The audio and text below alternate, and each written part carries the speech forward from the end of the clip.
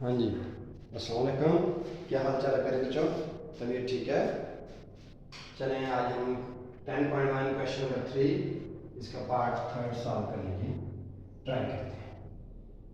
इसमें सबसे पहले वैल्यू है tan 150 डिग्री।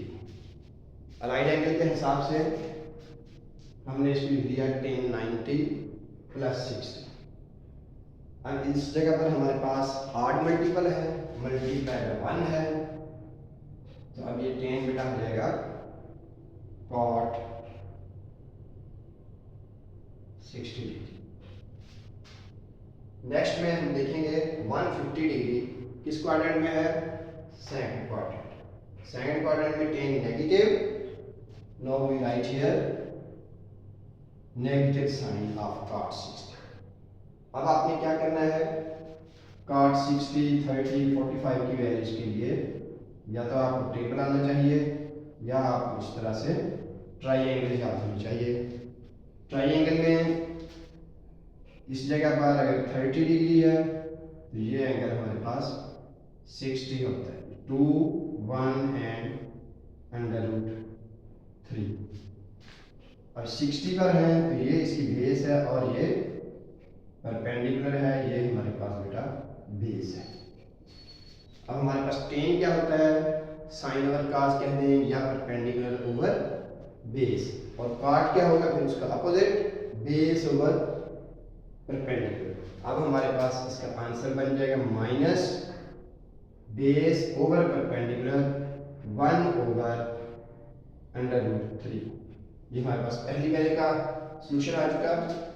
नेक्स्ट वैल्यू हमारे पास cot 330 डिग्री।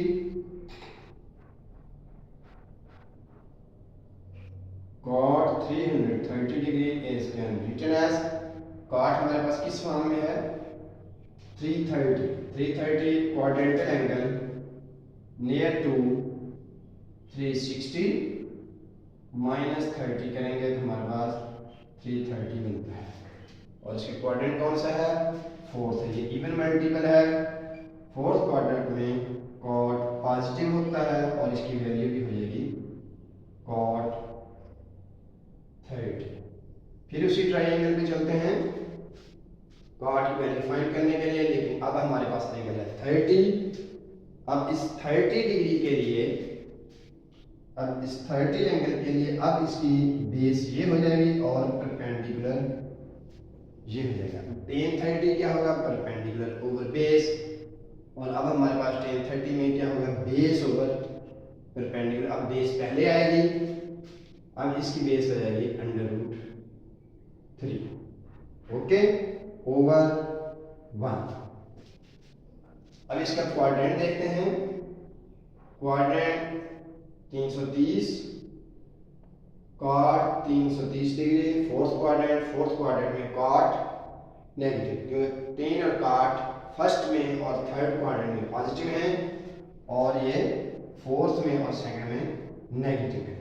तो ये दोनों वैल्यूज हमारे पास नेगेटिव आएंगी। पहली वैल्यू है -1 ओवर √3, दूसरी वैल्यू है -√3 ओवर 1। नेक्स्ट में हमारे पास है तीसरी value secant 135 degree is can be written as secant 135 किस फॉर्म में लिखेंगे? 90 की फॉर्म में। आप 65 की फॉर्म में भी लिख 180 की फॉर्म में भी लिख सकते हैं, लेकिन अगर हम इसमें लिख देंगे 90 डिग्री प्लस 45, बेटा इसका क्वाड्रेंट भी कौन सा होगा? 135 का सेकंड क्वाड्रेंट। अब ये ऑड मल्टीपल है तो इसको हम लिखेंगे secant की बजाय cosecant 45 डिग्री ओके। अब इसका क्वाड्रेंट के हिसाब से 135 lies in the second quadrant and secant and cos both are negative in second quadrant, so we put here minus, और इसका आंसर क्या हो जाएगा? -√2 ओके, क्योंकि साइन होता है 1 ओवर √2 और कोसिकेंट उसका अपोजिट होगा, तो √2 ओवर 1 आ जाएगा। सिमिलरली नेक्स्ट वैल्यू हमारे पास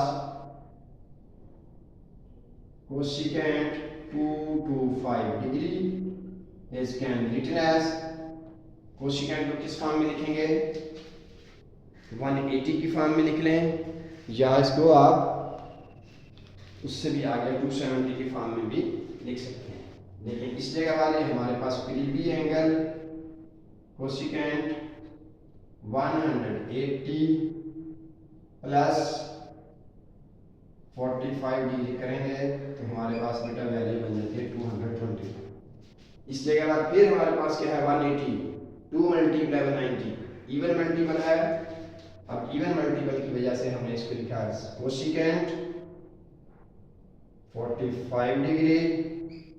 अब इसकी साइन देखते हैं, 225 lies in the second quadrant, और सेकंड क्वाड्रेंट में कोसिकेंट इज ऑलवेज पॉजिटिव, क्योंकि कोसिकेंट है साइन का उलट, तो साइन पॉजिटिव है फर्स्ट में और सेकंड क्वाड्रेंट में, तो इसलिए कोसिकेंट भी ये भी पॉजिटिव होगा। तो इसका आंसर क्या आ गया, -√2। अब नेक्स्ट में चलते हैं जी, अब इसकी वैल्यूज रिप्लेस करेंगे।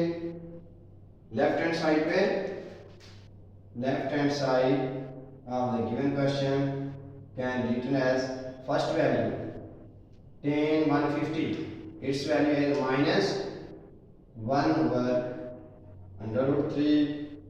नेक्स्ट इस जगह पे नेक्स्ट में बेटा वैल्यू ये आ जाएगी cot 330, तो इसकी वैल्यू आएगी -√3 ब्रैकेट क्लोज -2, सीकेंड की वैल्यू आ जाएगी बेटा ये वाली -√2 इनटू नेक्स्ट में सेम वैल्यू -√2।